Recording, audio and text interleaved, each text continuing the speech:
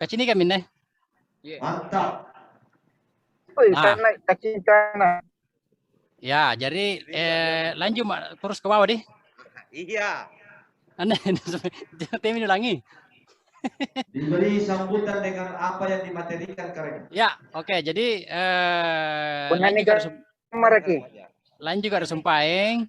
Nah, beberapa informasi yang selama ini belum jarang dibicarakan oleh putra-putri dan generasi Tupulong Bangking. Ya. Ini yang perlu saya sampaikan berdasarkan manuskrip dan dokumen pemerintah, baik itu POC maupun kolonial. Jadi sumpaing ini 1667 kan, bahwa ternyata niat tumalompo amantan rilengkes dan di sehari moga larang karena lengkes. Ane serta bahasa nanti suatu saat supaya tidak campur baur yang mana kita bahas. Nah, kemudian pada tahun 1701 ini juga menarik ini. Kerean nataban nih. Jadi sebahagian Pulau Bangking diserahkan ke Goa oleh company.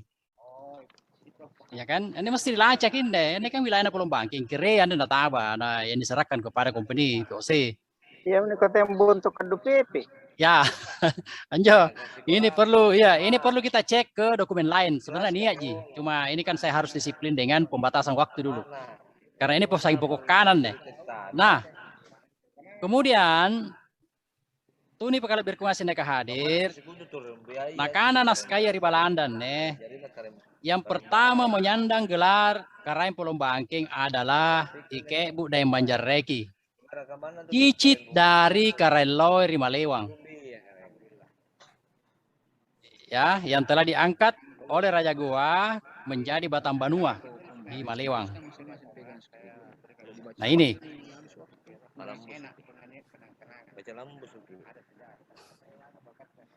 Sehingga kemudian ini perlu kita bahas sedemikian rupa ke depan sehingga semua putra-putri generasi pelanjut Pulau Bangking itu bisa bersatu padu untuk bersama-sama mengangkat Kalumpuana Pulau Bangking. Nah, jadi pada saat yang sama, jadi sebelum Ike Bu Daeng Banjarreki diangkat menjadi Karain Pulau Bangking, yang menjabat adalah Idaeng Manompo sebagai Tumalompo di Pulau Bangking.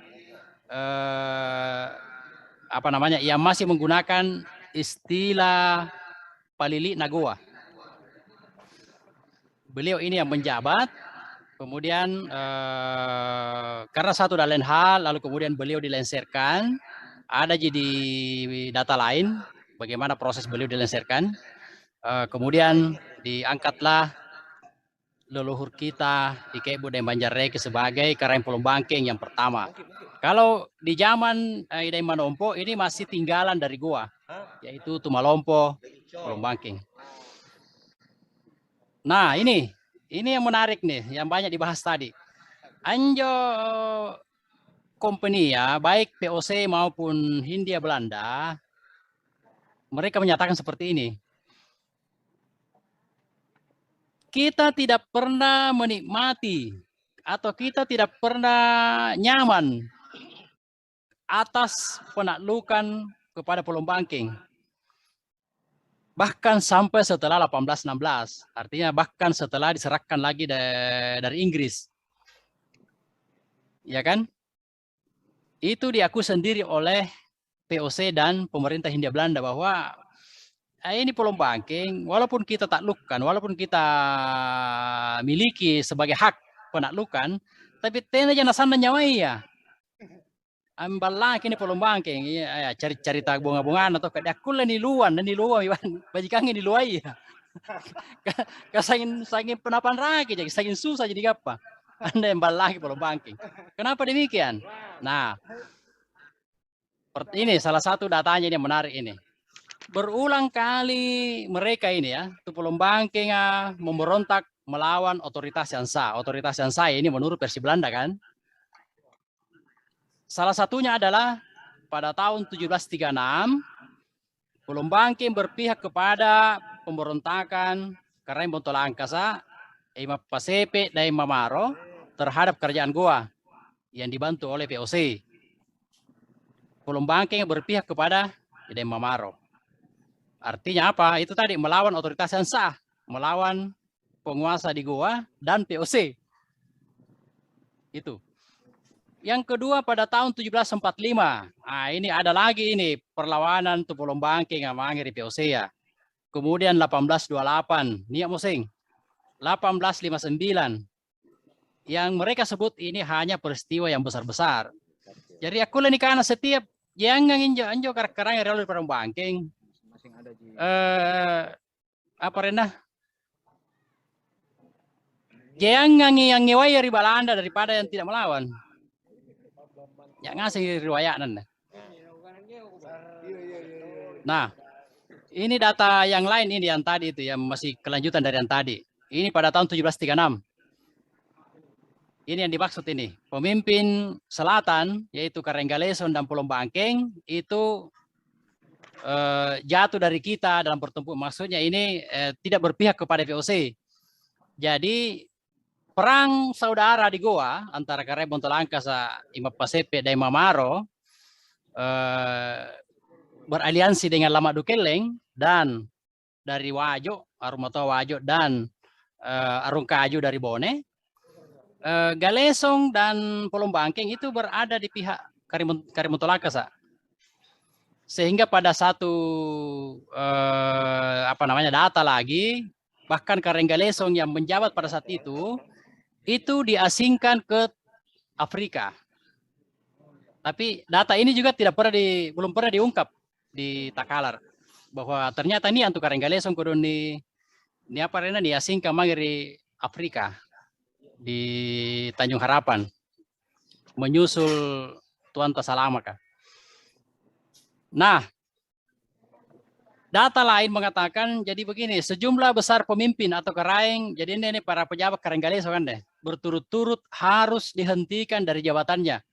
Ini bahasa Belanda ini kan, karena melalaikan tugas atau karena bandel, ini bahasa Belanda nih, jadi sampai kebakaran ya, jangan gitu, harus logika ya masa lalu yang kita gunakan. Atau karena alasan tidak terhormat lainnya, karena memberontak. Nah ini. Ada yang disebut di sini seperti Karaing Pulau Bangking, Titikulla dan Mak Leo diasingkan ke Kutaraja Aceh pada tahun 1916. Ini sumpah nasinggung Karaing Bundu. Karena ikut serta secara rahasia dalam gerakan pemberontakan yang pada tahun sebelumnya telah banyak merusak kepentingan Hindia Belanda baik di Makassar maupun di Sungguh Minasa. Nah, lalu kemudian ini juga belum pernah diungkap di Pulau Bangking ini. 1745, Idai Manompo, ini sumpah nganyo tu Malompo di Pulau Bangking. Ini bahasa Belandanya, dia masih pakai Regen Pan Pulau Bangking. Memberontak melawan company. Lalu kemudian beliau ditangkap dengan bantuan Galesong. Dan diasingkan ke Batavia. Nah, jadi ternyata kalau kita ikut dari naskah pemerintah Belanda ini, Tumalompo di Pulau Bangking dan Manompo itu ternyata beliau ditawan lalu kemudian diasingkan ke Batavia. Nah, pertanyaannya adalah apakah ada upaya-upaya selama ini yang pernah menelusuri ini makam beliau di Batavia? Ya, mudah-mudahan ada generasi Pulau Bangking yang tergerak untuk menelusuri ini, karena kebetulan saya juga ada di Jakarta, jadi aku lagi rimba-rimba untuk menelusuri riwayat beliau ini. Lalu kemudian ini informasi penting juga yang perlu saya sampaikan kepada Bija Pamanakangku di Pulau Bangking bahwa pada tahun 1801 itu pernah terjadi kelaparan hebat. kurang lebih 700 orang mati kelaparan. Nah, sekali lagi, data ini perlu ditelusuri oleh anak-anak muda kita supaya di masa depan tidak terjadi lagi kelaparan, ya kan? Lalu kemudian ini 1824 ini hanya pengangkatan normal saja. Nah, ini yang menarik juga, ini yang disebutkan 1828 pemberontakan di Pulau Bangkit dan Tope Jawa. Ya kan, sampai-sampai ada bantuan pasukan dari Jawa untuk meredam gejolak yang terjadi di Pulau Bangkit ini bersatu dengan Tope Jawa. Lalu kemudian pada tahun 1852 ini juga terjadi huru-hara juga di Pulau Bangkit pada masa pemerintahan Dai Manjarungi, di Mangasa Dai Manjarungi. Saya tidak tahu betul ini apakah beliau Karang Pulau Bangkit yang keberapa ini. Tapi di masa beliau ini juga terjadi kekacauan dalam wilayah Pulau Bangkit.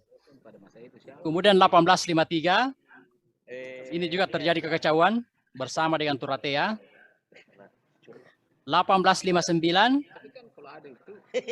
saya garis bawahi di sini. Pada masa pemerintahan Imam Lakoy dan Sompuang sebagai Karang Pulau Bangkit, ini juga terjadi kekacauan lagi, di mana beliau bahkan mengungsi ke wilayah Goa dan kemudian juga mengundurkan diri sebagai pejabat Karang Pulau Bangkit. Nah, saya kira beliau juga mengundurkan diri ini karena perlawanan, karena pemberontakan kepada kepentingan pemerintah Hindia Belanda kolonial, Hindia Belanda. Kemudian Oktober 1859, jadi ini luar biasa ini perseteruan pertempuran katakanlah pada saat itu yang dipimpin oleh Imam Lakoy dan Sompuang. Bahkan beliau sampai melarikan diri ke Binamo, kemudian diekstradisi. Tapi yang menarik di sini adalah sampai kepada Letnan Gubernur Burgemestre itu dibunuh, itu mati di dalam pertempuran dengan Karang Pulau Bangkit ini yang pada saat itu dijabat oleh Imam Lakoy dan Sompuang. Nah, saya kira jejak beliau ini juga luar biasa ini. Tapi itu lagi ya, ini adalah PR, banyak sekali PR yang perlu dibersamai oleh generasi Pulau Bangkit yang sekarang ini, agar para pendahulu kita ini Kamase mendapatkan penghargaan yang layak, baik oleh kita semua sebagai anak jari Turibokona maupun kepada dari negara yang kita cintai ini. Kemudian ini tadi saya sudah singgung ini Imalak Itikola dan Imal Leo juga bahkan 30 tahun lebih ini di Aceh ini beliau diasingkan. Berarti ini sudah yang ke-15 ini. Nah, informasi berikut yang ingin saya sampaikan, pasca perang Goa Belanda 1905-06, kemudian kebijakan terbaru dari pemerintah Hindia Belanda itu mendirikan Under Afdeling Takalar berdasarkan Stadblad 1916 nomor 352, di mana Takalar itu dibentuk wilayah-wilayah Under Afdeling yang terdiri atas 11 wilayah, mulai dari Bangkala, Laikang, Lakatong, Lengkese, Tope Jawa, Takalara, Papas, Sanrobone, Galesong, Bontonompo, Pulau Bangkit. Termasuk juga pulau-pulau, Tanah Keke, Bauluan, Satanga, dan Dayan-Dayangan. Nah, di sini dijelaskan para pemimpin dari masing-masing wilayah dari distrik Bangkala, Laikang, Papas, Sanrobone, Galesong, dan Pulau Bangkit disebut Karaeng. Sedangkan pemimpin untuk Tope Jawa disebut Lomo. Sedangkan Lakatong, Lengkese, dan Takalara disebut Galarang. Nah, saya kira ini juga salah satu hal yang perlu ditelusuri lebih jauh, apa perbedaan dari kenapa, atau lebih bagus menjawab kenapanya. Kenapa sama di wilayahnya ini, sama-sama bawahan distrik Takalar, Afdeling Takalar, tetapi kenapa ada yang bergelar Karaeng, ada yang bergelar Lomo, dan ada yang bergelar Galarang. Saya kira itu perlu ditelusuri lebih jauh oleh suatu saat oleh anak-anak muda kita. Nah, lalu kemudian ini kelanjutan dari 1916 352 tadi. Ini hanya kelanjutannya. Lalu kemudian yang ingin saya sampaikan lagi adalah tentang hadat ya. Jadi hadat. Ini jadi dikatakan seperti ini. kekuasaan Karang Polombangking itu dibatasi oleh adat. Jadi ada aturan-aturan main pada saat itu ya. Jadi sebelum penguasaan Hindia Belanda ini, anggota adat yang utama adalah Karang Polombangking sendiri. Kemudian Galarra Malewang, Galarra Moncongkomba, Galarra Bontokadato, Galarra Lasang, dan Galarra Lantang. Ini sebelum 1916. Komposisinya seperti ini. Nah, untuk kepentingan bersama dan bila terjadi perselisihan di antara anggota federasi atau wilayah-wilayah itu, maka akan ditangani sendiri oleh pihak-pihak yang bersangkutan, yang berselisih. Dan bila perselisihan itu harus mengambil keputusan yang melibatkan adat, keputusan bersama ini, nah ini yang menarik ini. Maka Galarra Lasang dan Galarra Lantang secara bersama hanya memiliki satu suara. Jari Lantang dan Lasang digepe kisarana untuk jari sere. Sedangkan 3 Galarra lainnya, yaitu Galarra Malewang, Galarra Moncongkomba, dan Galarra Bontokadato, masing-masing memiliki satu suara. Nah, itulah sebabnya mengapa dikenal dengan apa Batik Lompo. Jadi 4 wilayah besar. Karena Sumpaeng, Lassan dengan Lantang digepe. Kan? Nah, ini menarik juga ini. Ketika terjadi pergantian jabatan Karang Polombangking, maka keempat Batik Lompo ini berhak memilihkan penerus. Jadi dari keturunan Galarra Malewang, Galarra Moncongkomba, dan Galarra Bontokadato. Jadi punala milih tahu Karang Polombangking kan di masa itu calonnya harus dari 3 ini keturunannya ini. Keturunan dari Galarra Malewang, keturunan dari Moncongkomba, dan keturunan Bontokadato. Anjo aturan dari olor itu nama sahadat ya sebelum Hindia Belanda. Nah, lalu kemudian ini, namun kemudian karena seringnya terjadi perkawinan di antara mereka, maksudnya taluan Malewang Moncongkomba dengan Bontokadato sial-leal ini, maka akhirnya tidak bisa lagi dibedakan yang mana ini turunan Malewang, yang mana Moncongkomba, yang mana Bontokadato. Akhirnya menjadi satu terasa aja. Ya inilah yang kita warisi ini. Jadi ya tonji Malewang, ya tonji Moncongkomba, ya tonji Bontokadato, ya tonji Pelasang, ya kan? Karena dari kawin mawin itu. Jadi artinya apa? Polombangking ini tidak bisa besar kalau saya rejing gentengan yang tidak bisa. Mereka harus bersama-sama. Ini pesan yang sangat luar biasa ini yang ditinggalkan oleh para leluhur kita. Nah, ini gambarannya ini. Di masa POC sampai dengan Hindia Belanda, ini begini nih gambarnya pilarnya Polombangking.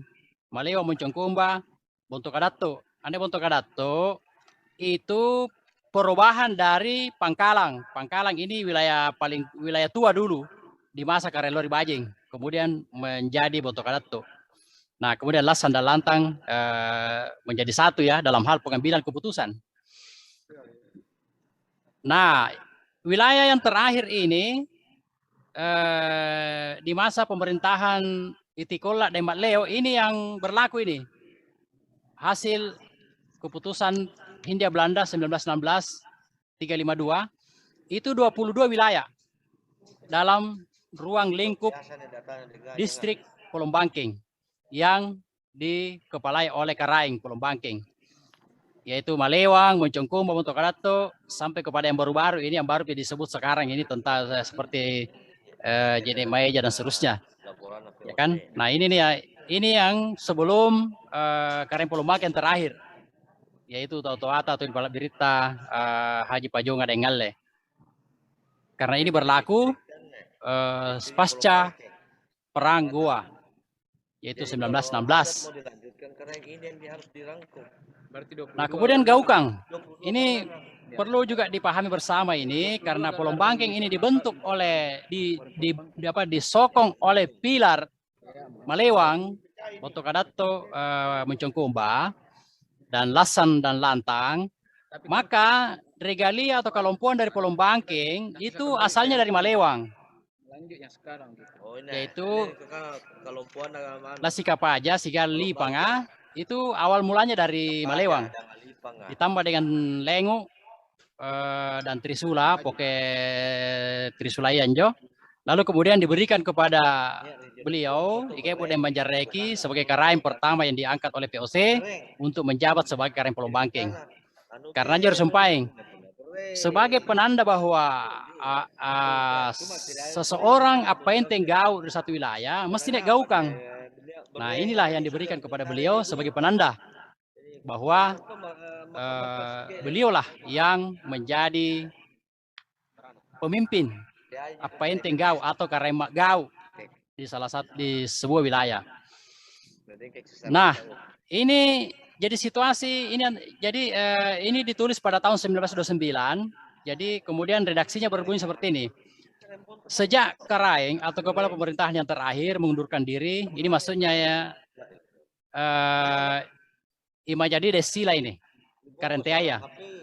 Benda-benda gaukang itu disimpan di kantor pemerintahan di Takalar, pemerintahan Hindia Belanda di Takalar lama ini.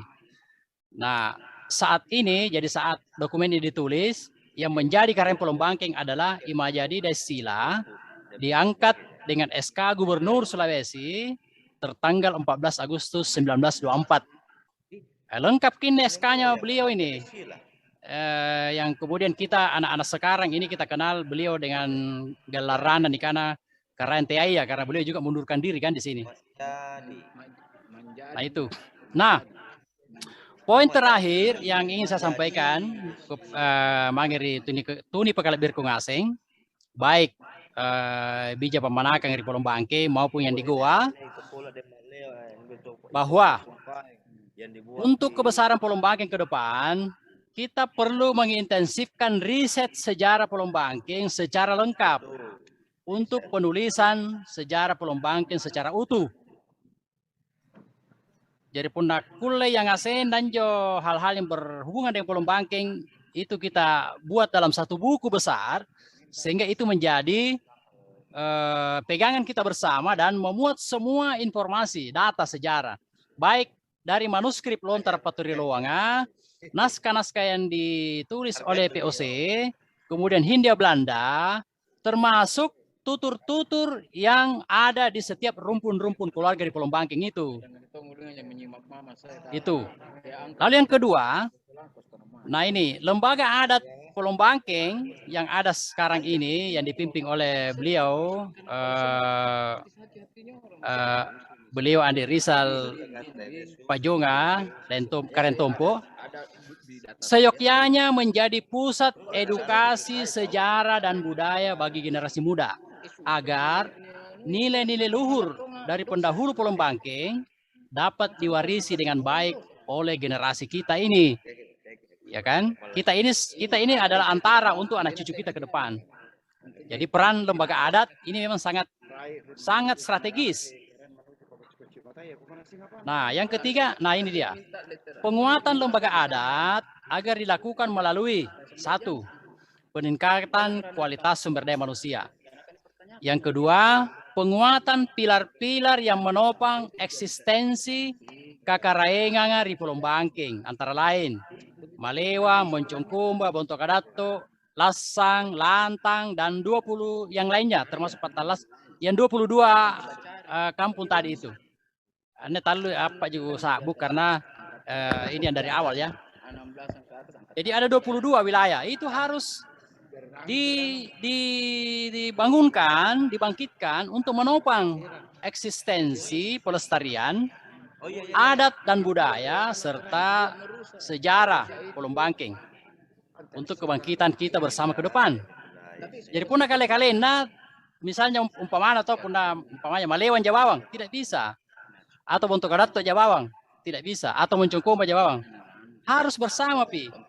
5 ini ditambah dengan 17 lainnya. Yang ketiga, penyusunan program kerja dari lembaga adat ini atas partisipasi dari semua pihak yang terkait dengan Pulau Bangking. Nah, ini jadi ada tiga poin yang penting ini perlu kita camkan bersama dalam upaya penguatan keberadaan lembaga adat kita di Pulau Bangkeng. Kemudian poin yang terakhir dari penelusuran naskah-naskah yang ada ini, sekali lagi manuskrip Lothar Potterluan dan naskah Belanda, ini mengupayakan pengajuan pahlawan nasional bagi para Karaim Pulau Bangkeng yang telah berjuang melawan VOC dan kolonial. Dan saya sebutkan di sini hanya 3 dan mungkin ini lebih dari itu. Yang pertama adalah Idaim Manompo, Tumalompo dari Pulau Bangkeng. Yang kedua adalah Imal Lakoy dan Sompuang. Beliau juga ini Karaim Pulau Bangkeng yang akhirnya juga luar biasa pengorbanannya. Dan yang ketiga adalah Itikola dan Maleo yang nyata-nyata beliau dicatat oleh pemerintah Belanda karena memberontak sehingga diasingkan ke Kutaraja Aceh selama 30 tahun lebih. Nah, oleh karena itu, Tumolak Birkung Asim, Bija Pemanakang dari Pulau Bangkeng. Sekali lagi, semangat kita ini adalah kebersamaan, sebagaimana yang disampaikan tadi pembicara-pembicara sebelumnya, tidak lain dan tidak bukan adalah untuk meninggalkan sejarah dan jejak peradaban kepada generasi Pulau Bangkeng yang akan datang. Ya, saya kira itu pengantar dari saya. Saya setuju. Terima kasih.